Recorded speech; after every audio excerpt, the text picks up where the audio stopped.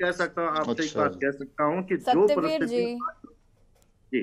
सतवीर रुक। जी, सतवीर जी की बात मैं सुन रहा था, लेकिन जो चीजें मैं आपसे कह सकता हूँ, जो आज जो जिस बदहाली में जोशीमठ को सरकार ने छोड़ा है, हम्म। और जिन परिस्थितियों में लोगों को वहां पे दर दर तड़पने छोड़ा है, मारने के लिए छोड़ा है, लोगों की परिस्थितियां खराब हैं, और इसलिए हो सकता है कि वहां भाजपा का विधायक जीत के ना आए, हम्म। धनखड़ जी वहां से चुनाव हार गए, अच्छा। इनके प्रदेश अध्यक्ष वहां से चुनाव हार गए। ये राजनीति का भी इनका कारण हो सकता है, संवेदनाओं अच्छा का एक अच्छा बढ़ाव। अच्छा। मैं समझता हूँ कि सत्यवीर जी राजनीतिक रूप अनम्यूट से कर लीजिए खुद को। बार अच्छा बार ही यदि अच्छा आप उन बोलने से लोगों कुछ के लिए होगा नहीं। चाहते सदगुरु तो बहुत अच्छा होता है। यदि आपने उन लोगों को इस तरह की राजनीति के दंश का स्वीकार नहीं बनाया होता कि हमारे वहां से विधायक हार गए, हम्म। प्रदेश अध्यक्ष हमारे चुनाव हार गए, तो वहां लोगों को मरने के लिए छोड़ दे।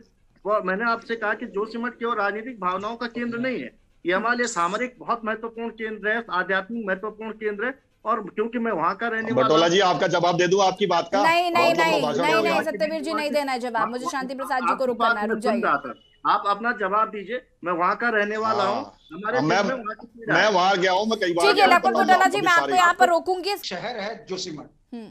आज अनियंत्रित विकास के कारण खतरे की जद पर आ चुका है। ये बताता है कि वर्तमान जो सरकार है वो तराजू वाली मानसिकता से काम कर रही है।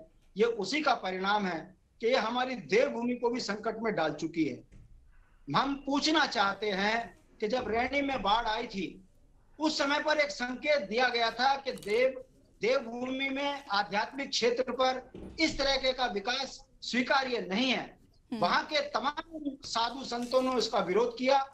सरकार ने अपनी जिद के कारण वहां पर जो विकास की गंगा बहाने की बात करी, ये उसी का परिणाम है कि हमारे पौराणिक शहर पर संकट आ गया है, जान खतरे में है, लाखों आदमी बेघर हो चुके हैं। दुख की बात है, सरकार इस पर लिपापोती कर कर अपनी वाई लूटने की बात कर रही है।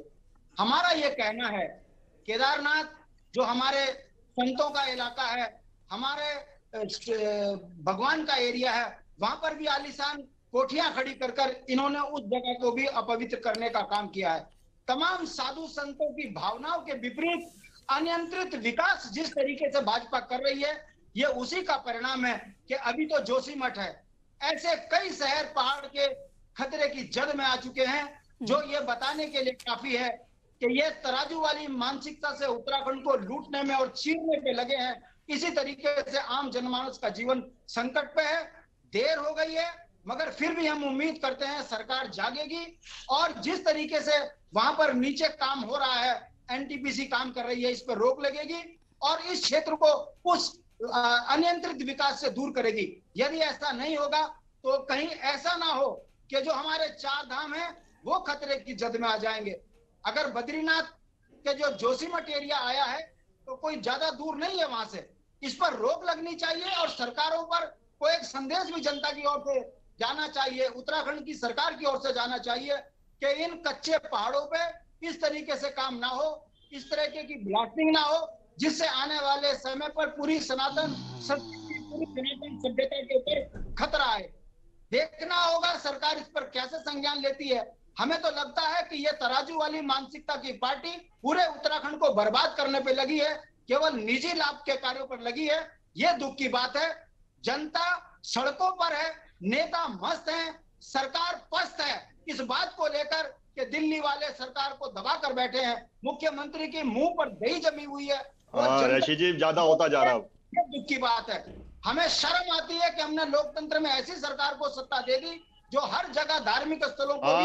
हाय हाय यशी जी, रुकिए सत्यवीर जी, बहुत लंबा हो गया। ठीक है, इनको बोलने के लिए कुछ नहीं है, ये सिर्फ वाई कर सकते हैं, कभी धामी की, कभी त्रिवेंद्र की, कभी मोदी की, कभी और किसी की। इनको सिवाय शांति प्रसाद जी, मैं वापस आऊंगी आपके पास। एक बयानी जी, विकास जो है वो कहीं ना कहीं यहाँ पर टारगेट में है कि विकास जो है वो कहीं ना कहीं एक बड़ी दिक्कत में है, जिसकी विकास एक बड़ी दिक्कत है जिसकी वजह से ये सब हो रहा है।